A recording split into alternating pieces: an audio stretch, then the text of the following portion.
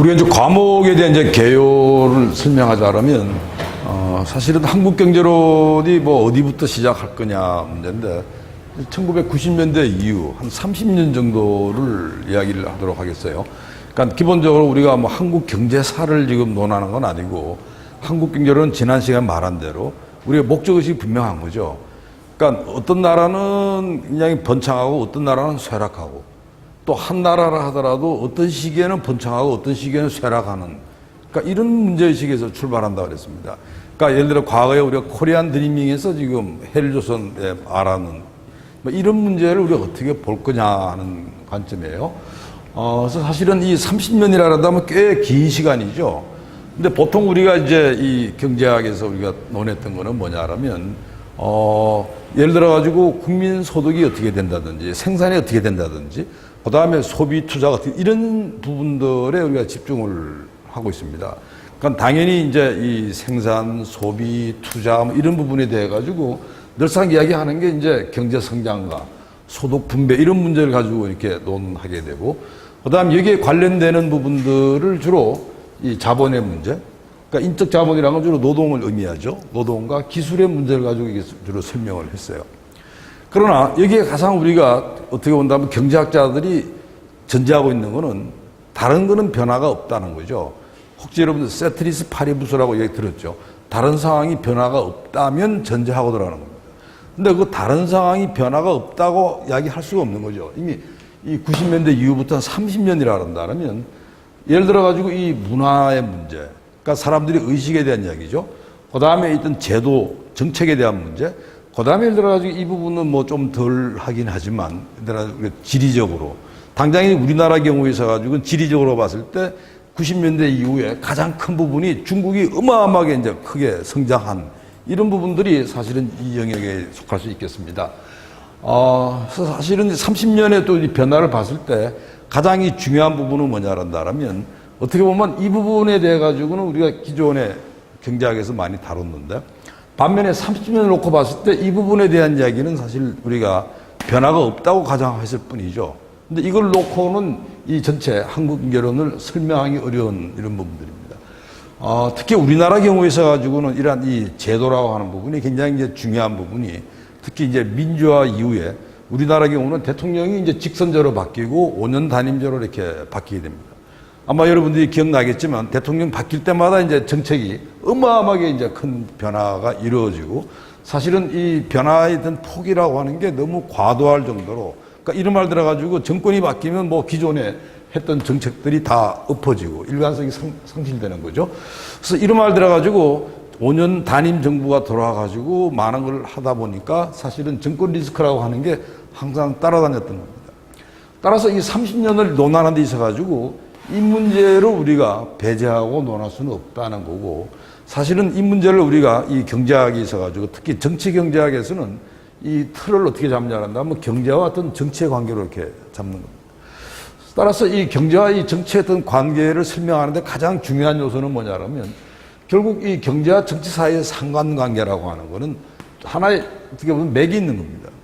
어떻게 보면 이 경제의 어떤 성과, 그리고 이 성과에 대한 인식이 정치에 영향을 미치는 거고, 그 다음에 이 정치라고 하는 거는 제도와 정책을 통해서 경제에 영향을 미친다고 이렇게 전제하는 거죠.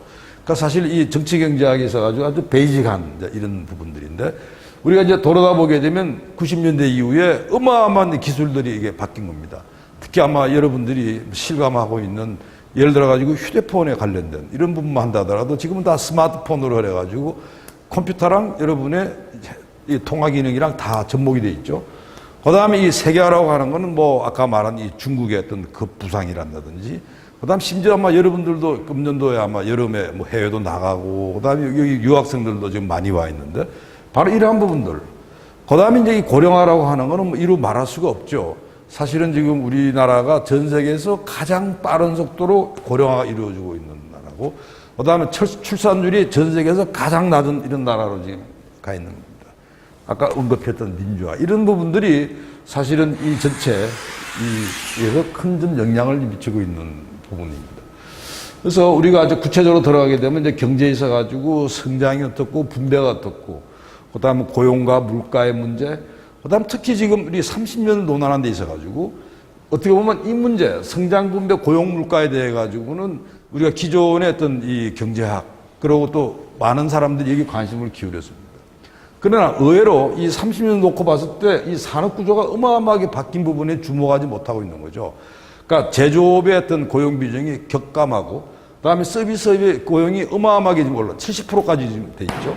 그다음에 대기업, 중소기업은 더 극적이 그죠. 대기업의 고용 비중이라고 하는 게 지금 현재 우리는 10%밖에 안 되는 거예요.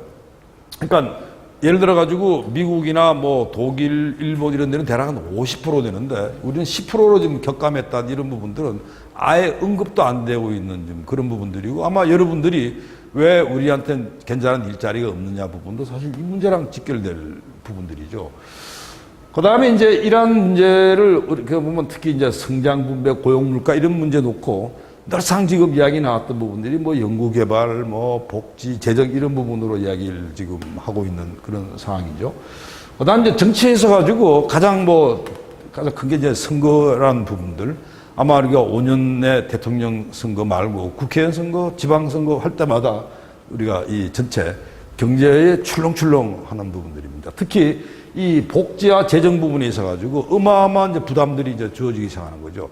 사실상 재정 정책 자체가 다 정치화됐다고 해도 과언이 아닐 정도로 선거가 큰 영향을 미쳤고, 그 다음에 이러한 이 정책을 수립하고 집행하는 중앙정부랑 어떤 지방정부 부분에 있어 가지고 과거와 전혀 다른 어떤 그런 패턴들이 지금 나타나고 있는 거예요. 그 다음에 이게 이해집단이라는 게 어마어마하게 많이 등장했습니다. 얼마 전에 소상공인들이 광화문에 다 집결해가지고 시위를 한다든지 하는 이런 부분들, 그 다음에 예를 들어가지고 의사들이 파업을 한다든지 뭐 이런 부분들은 사실은 이해집단이 굉장히 고도화되고 지금 많은 어떤 기능을 지금 하고 있다 이렇게 봐야 되는 거고요. 그 다음에 이제 늘상 우리가 봤던 노동계와 어떤 경영계의 문제, 그 다음에 여기에 30년을 놓고 봤을 때 빠질 수가 없는 부분이 특히 언론과 SNS 부분입니다. 아마 여러분들도 다 지금 SNS를 다 하고 있고, 그 다음 특히 이제 언론 부분에 있어가지고 과거와 달리 이런 말대로 인터넷 언론부터 해가지고 어마어마한 많은 언론 기능들이 지금 생긴 겁니다. 그러니까 심지어 언론도 1인 언론이라 그래가지고 예를 들어 여러분들이 뭐 페이스북이나 유튜브를 통해서 여러분들은 1인 언론을 여러분들이 운영할 수 있는 이런 시대로 간 거죠. 그래서 따라서 이러한 이 정치 영역의 어떤 문제라고 하는 것은 기본적으로 이 제도와 정책에 굉장히 큰 지대한 영향을 미치는 거죠. 그러니까 예를 들어 여론이 제도와 정책에 영향을 미친다든지, 그 다음 노동계와 경영계에 예를 들어가지고 서로 갈등이 영향을 미치고, 이해집단이 영향을 미치고, 정부 자체가 영향을 미치고, 그 다음에 선거가 영향을 미치는 이런 부분들이 사실은 이 한국경제론 논하는데 이 문제를 빼고 한국경제론을 이야기한다고 하는 것은 어떻게 보면 좀 이 비현실적인 이런 부분이 되겠습니다.